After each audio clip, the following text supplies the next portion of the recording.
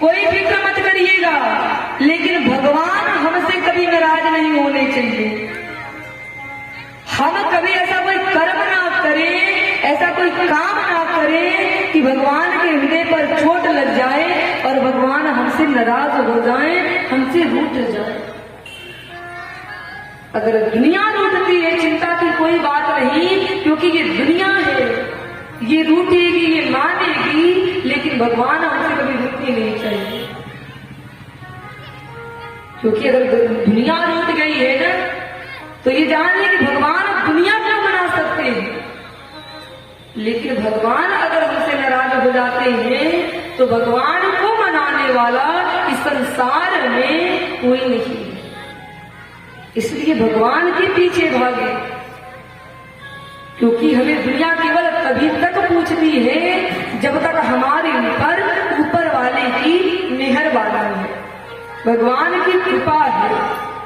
इसलिए सत्ता में पद मिले तो दुनिया वाले आदर कर रहे हैं तो करने दें, हम भगवान को ना भूलें।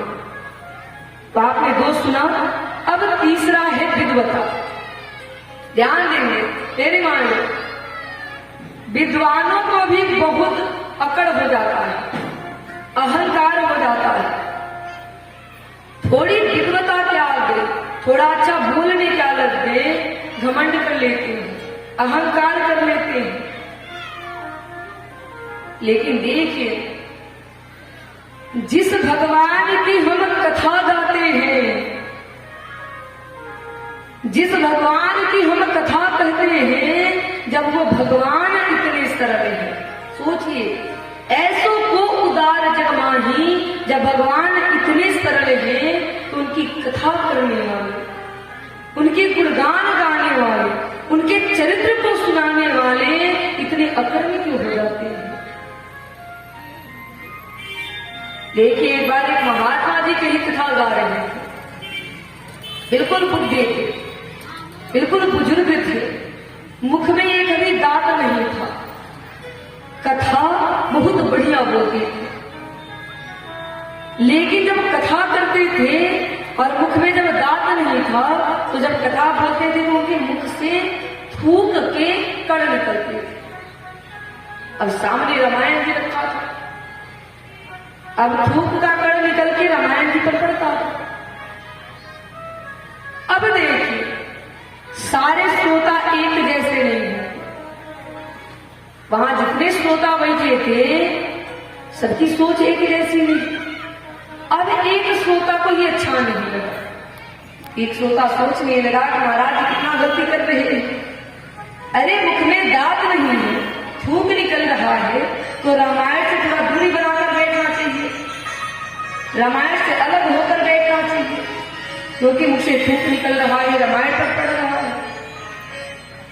अब एक श्रोता को अच्छा नहीं लगा, तो उसने क्या किया कि एक चिट्ठी लिखा, एक पत्र लिखा, और पत्र में लिखा कि महाराज आप कथा तो बहुत बढ़िया कह रहे हैं, बहुत बढ़िया से समझा रहे हैं, लेकिन थोड़ा सा आप गड़बड़ कर रहे हैं।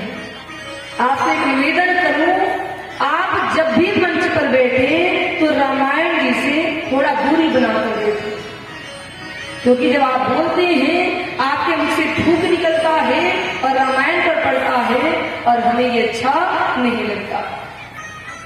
अब उस व्यक्ति ने क्या किया, इतना चिट्ठी में लिखा और महाराज जी के यहाँ भेज दिया।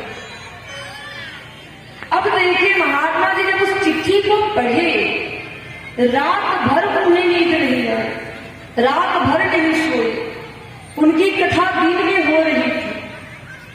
अब जैसे ही महात्मा जी मंच पर आए, अब मंच पर आते ही उन्होंने सबसे पहला टॉपिक यही लिया,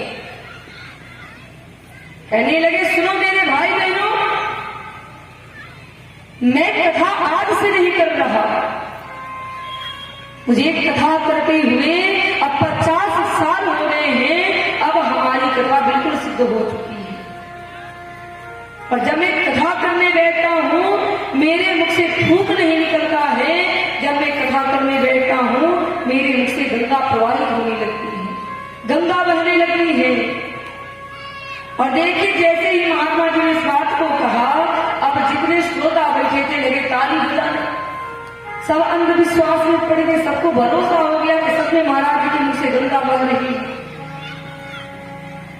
लेकिन जिसने पत्र लिखा था, जिसने चिट्ठी लिखी थी, वो समझ गया, वो जान गया कि महाराज जी थोड़े अकड़ में हो गए, अहंकार में हो गए। तो उसने क्या किया कि जब महाराज जी कथा करके मंच से उतरे और जिस व्यक्ति के घर पे रुके थे अब वहां पहुंच गया मिलने के लिए, जाकर के महात्मा जी को प्रणाम किया। महात्मा जी से कहने लगा, महाराज जी जो कल आपके पास चिट्ठी आई थी उस चिट्ठी को हमने ही भेजा था।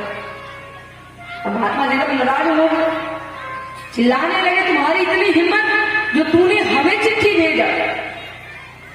अब उस व्यक्ति ने कहा, महाराज नाराज ना होइए, मैं आपके लिए थोड़ी प्रसाद लेकर आया हूं, पहले इसको खाइए।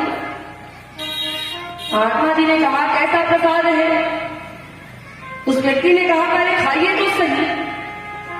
अब महात्मा जी ने इस प्रसाद को लिया, मुख में रखा तो प्रसाद बिल्कुल मीठा नहीं लगा, बिल्कुल खारा खारा।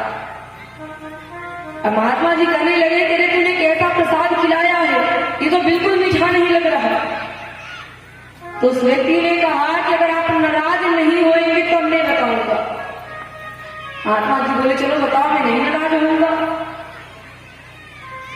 तो उस व्यक्ति ने कहा कि देखिए महाराज, मेरे एक दादाजी थे और मेरे दादाजी की बड़ी तमन्ना थी, बड़ी इच्छा थी कि हमारी अस्थियों को गंगा जी में प्रवाहित किया जाए।